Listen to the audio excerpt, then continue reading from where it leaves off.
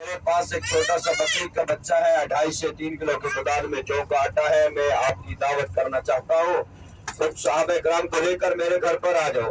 حضور پاک صلی اللہ علیہ وسلم نے دعوت کو قبول کیا اور تقریباً 1000 یا 1300 صحابہ کرام کو لے کر حضرت جابر بن عبداللہ کے گھر پر پہنچ گئے۔ جب 1000 یا 1300 صحابہ کرام کو حضرت جابر بن عبداللہ نے دیکھا اور پریشان ہو گئے، اپنے گھر والوں سے فرمانے لگے کہ ہمارے پاس تو چھوٹا سا بکری کا بچہ ہے، 2.5 سے 3 کلو کی تعداد میں جو کا آٹا ہے، کھانا کیسے پورا ہوگا؟